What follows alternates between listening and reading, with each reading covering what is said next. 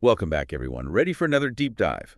Today, we're tackling global leadership and, those tricky challenges of navigating different cultures, especially when it comes to missions. Yeah, it's a complex landscape for sure. Definitely.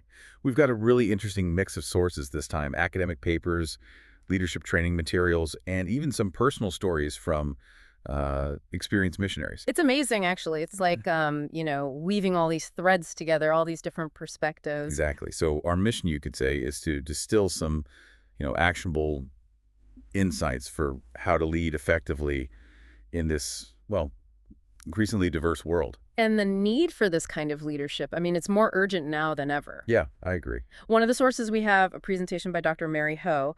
She points out this really staggering statistic. Over 50% of non-believers, they actually belong to what are called frontier people groups. Frontier people groups, okay. Yeah, basically communities with very little, if any, exposure to Christianity.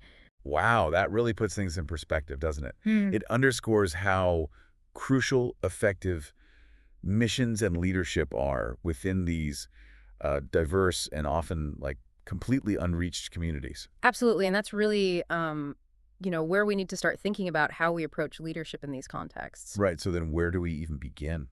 Well, Dr. Ho, in her presentation, she also introduces this really helpful model. She calls it the biblical leadership triangle. Oh, okay, the triangle. Yeah, it emphasizes these three, I guess you could say, essential sides of leadership: servant leadership, transformational leadership, and then spiritual leadership. All grounded in, God's word, right? Exactly. Yeah. And I like that image of the triangle, because it really suggests a balance, right? Like each side kind of supports the others. I totally see that, yeah. But how does this model, this triangle, how does it actually play out when you're leading across different cultures? Yeah. Because that's where it seems like things could get really complicated. That's where it gets really interesting, I think. Yeah, because applying these principles in ways that are sensitive to the culture you're in, that's Yeah. key, Okay. One of the sources, All One in Christ, it actually talks about this danger of something called extension transference. Okay, extension transference. Break that down for me. What is that exactly? Basically, it's like it's this tendency to kind of mix up, confuse the essence of faith with the cultural, like the trappings, the expressions that surround it. Oh, I see. We can sometimes mistake the packaging for the gift itself. You know what I mean? Yeah, that makes sense. It's kind of like that story, the blind man and the elephant. Yeah, right. Right. Each one feels a different part and thinks they understand the whole thing. But they'll have such limited perspectives. Exactly. And we all do, in a way, right? We each Yeah. have our own cultural lens, and it's important to be aware of how that lens shapes how we see things. For sure. And seeking this holistic understanding of different cultures, especially how they express faith, that's crucial. It reminds me of this story, actually, from one of the sources, about a missionary who kept asking someone, "Are you okay? Are you okay?" But because of cultural differences in communication styles, the person felt completely misunderstood. Oh, wow. It took a while for the missionary to realize they weren't actually okay at all. Yeah. That just highlights how important it is to really listen deeply, not just to hear the words, but to try to understand the heart behind those words. You know what I mean? Absolutely. And it can be tricky. It can be. Especially across cultures. So then how do we bridge those cultural gaps, Yeah. without imposing our own values or beliefs? Well, that's where contextualization comes in. It's a two-way process, right? It's about understanding the original message, the core truths, and then finding ways to apply them in a new context. It's like translating a book, right? Exactly, yeah. You're not Yeah. just swapping words. You're trying to convey the meaning, make it resonate. Right. So finding that balance is, it's a constant process. Yeah, for sure. And it brings up another question because where do we draw the line? How do we respect cultural practices, but at the same time, challenge traditions that might be harmful? That's the million-dollar question, isn't it? It is. And I think it takes a lot of wisdom, a lot of discernment. That's so too. One of the sources, for example, it actually used the example of these really extravagant weddings that end up putting families into a ton of debt. Oh, yeah. So it's this complex issue where you have these cultural expectations kind of clashing with economic realities. Right. And it's tricky to figure out how to address that in a way that's both sensitive to the culture and, biblically sound. It definitely is. It's a tough one. It seems like navigating those situations, it just takes so much humility and this willingness to learn from others. Absolutely. And, one thing that really surprised me in the source material was this idea that tension, like tension itself, isn't always a bad thing. Okay, that's interesting. One of the speakers even said this. As my love for God grew, I became more interested in how he viewed tension. I still don't like tension, but that is not my starting place anymore. Hmm. It really made me think. Yeah, that's a powerful statement. Because are we saying tension doesn't always mean there's sin involved? Yeah, and I remember, like, one of the visuals we looked at, it actually pointed out that even in a perfect world, there was tension. Oh, right. Built in. It was there from the beginning. Yeah. So maybe it's not the tension itself that's the problem. Maybe it's more about how we choose to respond to it. Right, how we handle it. Exactly. Okay, so let's shift gears a bit. We've talked about challenges, the mindsets we need for this kind of global leadership. But what about the practical skills? What concrete steps can someone take to develop that cultural competency? One of the sources, global missions, mindset, leadership, and cultural competency. It lays out a helpful framework, actually. It talks about these 3 key capitals that really effective global leaders, they tend to cultivate. Capitals.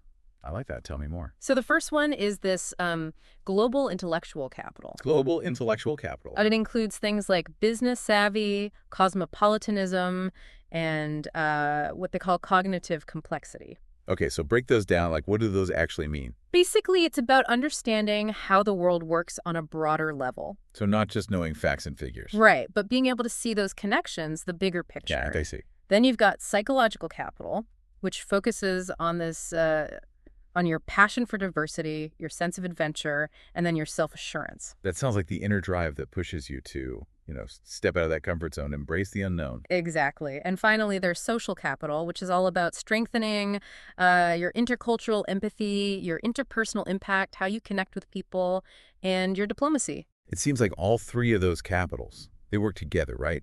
You need the intellectual understanding, you need that inner drive, and then that ability to, like, build those bridges with people from different backgrounds. Yeah, they're all interconnected. They are. And what I love is that the source material, it's full of these stories about how experienced leaders learn to listen, to adapt, and to build trust across cultures. That makes it feel more attainable, right? Yeah. It's not like this end goal you have to reach perfectly.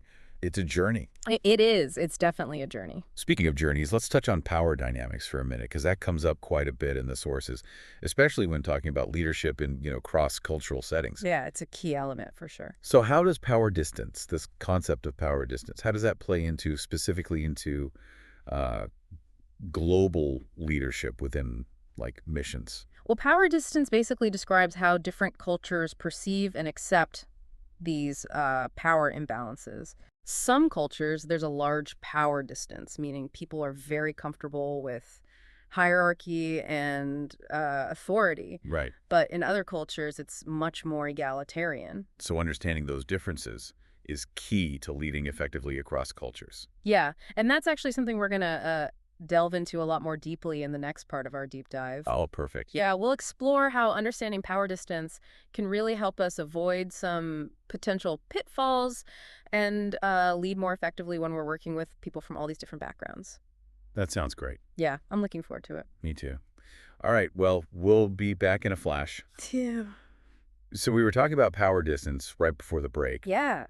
And I'm really curious to explore, like, how it actually impacts leadership in different cultural contexts. It's a fascinating concept. The source, navigating cultural categories in Indonesia, it offers some great insights, I think. Oh. It explains how in cultures with a high power distance, leaders are often seen as, much more removed from their followers. Oh, There's a greater acceptance of that hierarchy, that authority. that makes sense. But then how do we lead effectively in those situations, without seeming overbearing or disrespectful? Yeah. Because that's a fine line. It is. Oh, It yeah. is. Humility, I think, is absolutely crucial there. Okay. It's about recognizing that we don't have all the answers. Right. And that we can learn from, the people we're leading. Yeah, I like that. One of the speakers mentioned how in Indonesia, they try to minimize rules Oh, interesting. and focus more on building those relationships. Yeah. Fostering trust. Right. Because it's more about empowering others, Right. not just about exerting authority. Yeah, exactly. That proverb, a single banana doesn't grow bigger than the stalk. I love that. It's like we're stronger together. Absolutely. And it's not just about avoiding, I guess you could say, those negative outcomes, but it's about actually creating this environment. Yeah, Where everyone feels valued, feels for respected. sure. For sure. The source, Low Expectations, it talks about how multicultural leaders need to make space, instill hope, and shine a light on alternative pathways, Wow. which I thought was really powerful. Yeah, that is. It's about challenging those low expectations and helping people see their potential. Right, because everyone has so much potential. They do. They do. That's a powerful image, like shining a light on new possibilities. It is. And it reminds me of how, Paul, even though he was a leader in the early church, he constantly emphasized this unity, this equality Great. among believers. Like in Galatians, where he says, there is neither Jew nor Gentile, neither slave nor free, nor is there male and female, for you are all one in Christ Jesus.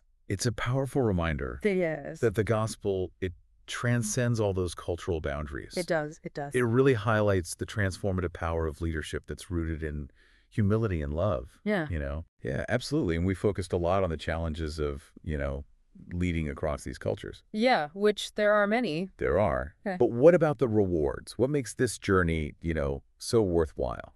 I think one thing that really stood out to me in the sources was it was the richness, the diversity Yeah, that comes from engaging with all these different cultures. for sure. It's about expanding our horizons, challenging our assumptions, and seeing the world through these new lenses. It's like adding different fruits to a fruit salad. Oh, I like that. Each one brings its own, unique flavor and texture, but together they create something even more, delicious and satisfying. Yeah, I love that analogy. It really speaks to the beauty of, multicultural leadership. It does. It's about recognizing, celebrating those differences, not trying to, homogenize everything. Right, right. And speaking of celebrating differences, one of the sources emphasized, learning the local language. Oh, It's not just about communication, right? yeah.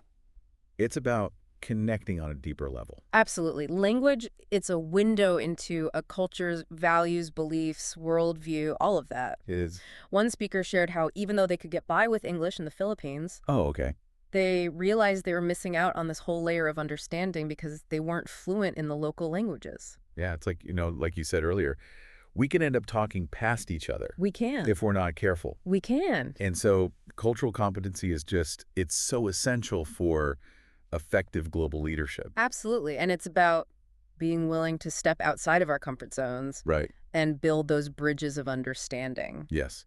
And as we kind of wrap up this part of our deep dive, what are some key takeaways you think our listeners should be reflecting on? That's a good question. And, what are some practical steps they can take to cultivate their own multicultural leadership skills? Because I know that's something a lot of people listening are probably wondering. Yeah, they probably are. Well, I think one of the most important things we've talked about is the need for cultural humility. Okay. Yeah. It's about recognizing that our own culture, it isn't the only valid way of seeing the world. Oh, for sure. And remember, this learning, it can involve discomfort, Right. tension, even questioning some of our deeply held assumptions.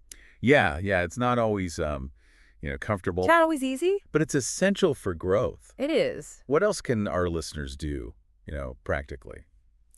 I would say actively seek out opportunities to engage with people from different cultural backgrounds. Oh, yeah. Good one. Whether it's through travel, volunteering, even just building relationships with people in our own communities Right. who are Yeah. different from us. Intentionally expanding those circles. Exactly. Creating those spaces where we can learn from each other and grow together. Love it. Love it. And remember, it's a journey. It is. It's not a destination. Yeah, it's ongoing. We're all constantly learning and growing in our cultural understanding. Yeah, and I love that. The key is to approach it with humility, with curiosity, and a genuine desire to build those bridges across cultures. That's beautifully said. And what I find so inspiring is that all the sources, they're just filled with these examples of ordinary people, just like our listeners, Yeah, making a difference in the world by embracing this kind of multicultural leadership. they are. They are. We all have a role to play, right, We do. in building that more just and equitable world. Absolutely. And as we move into the final part of our deep dive, Yes. we're going to explore some of those inspiring stories and talk about how we can all apply these insights to our own spheres of influence, no matter how, big or small. I'm excited for that. Me too. All right, well, stay tuned. We'll be back in a jiffy. Can't wait. We've covered so much in this deep dive, like power distance Yeah. and those essential capitals for global leadership. Yeah, we have. But as we kind of wrap things up here, I'm really eager to hear those inspiring stories you mentioned. Oh, yeah. The ones that show how, like, ordinary people, they're making a difference through multicultural leadership. There's so many powerful examples, really, in all the material we looked at. Yeah. One theme that keeps popping up is this transformative power of personal encounters. Okay. It's not Interesting. just about acquiring knowledge or skills, right? But allowing those interactions with different cultures to actually change us. From the inside out, Yeah, like deep down. So it's about being open to having our perspectives, like, challenged and broadened. exactly, yeah. Oh, One speaker, they shared this story about their time living in Taiwan. okay. And they noticed this this unspoken tension with some church leaders. Oh, really? Yeah, and it was because of how they were reaching out to young people. Interesting. What was it about their approach that caused the tension? It wasn't immediately clear, actually. It took time and really careful listening to understand the whole cultural context, you know? Right. They hadn't realized they were kind of touching a nerve, so to speak. Wow.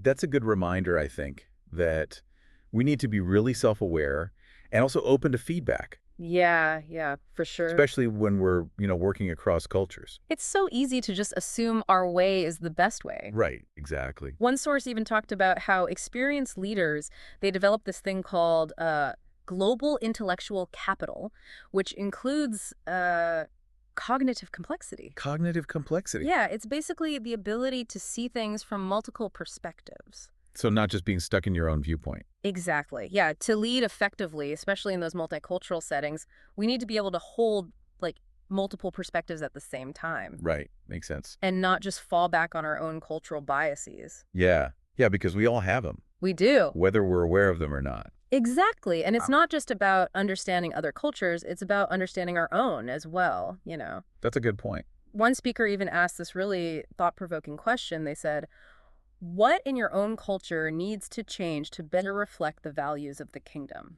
What aspects should be preserved and what can be redeemed? Wow, that's powerful. Yeah, it really challenges us to examine our own cultural assumptions Yeah, you think? and consider how we might be, even unintentionally perpetuating these harmful practices or beliefs. Even within our own communities. Exactly. Yeah, it's like holding up a mirror to ourselves. It is. Multicultural leadership, it's not just something we do out there. Right. It's also about how we live and lead in our families, our churches, our communities, Yeah, for sure. Speaking of families, one story that I really resonated with was about a missionary who lived with a Korean family Oh, yeah? and experienced this incredible love and hospitality. It's beautiful, isn't it? It is, and it highlighted how powerful it can be to simply, be open to receiving from others. Yeah, and leadership, it's not always about being in charge or having all the answers. Right. Sometimes it's about allowing ourselves to be led, to be taught, to be loved by, by those around us. Especially those from very different cultures. Exactly. It's funny, as we've been talking, I keep thinking back to that idea of tension that we discussed earlier. Oh, yeah. It seems like embracing tension, not just avoiding it, that's essential for growth, especially in multicultural leadership. I agree. I think it's in those moments of discomfort when our assumptions are challenged, our perspectives are broadened, that's where we have the greatest opportunity for transformation. It's like that's where the real learning happens. It is, yeah. One speaker put it so well. They said, as my love for God grew, I became more interested in how he viewed tension. I still don't like tension, but that is not my starting place anymore. It's such a profound shift in perspective, isn't it? It is. It's not about pretending that tension doesn't exist. Right. It's about seeing it as this opportunity for growth, for deeper understanding, for greater unity. Wow. Yeah. Okay, so as we wrap up this incredible deep dive, I know it's flown by. it has, what's the one thing you hope our listeners will take away from this? What, spark do you want to ignite in their hearts and minds? I hope they recognize that each of us, regardless of our background or experience, Wow. we all have the potential to be a multicultural leader. It's not about titles. It's not about positions. Right. It's about embracing humility, curiosity, and and that willingness to learn and grow alongside people from different cultures. That's beautifully said. It's like a call to action, you Well, know? it is, in a way. An invitation to step out of those comfort zones, Yeah. embrace the tension, celebrate the diversity, and allow that transformative power of multicultural leadership to shape us. I love that. And let this deep dive be not just an ending, but a beginning. Ooh, I like that. The start of your own incredible journey Yes. into the heart of multicultural leadership. Oh, that's perfect. Thanks for diving deep with us. Thanks for having me.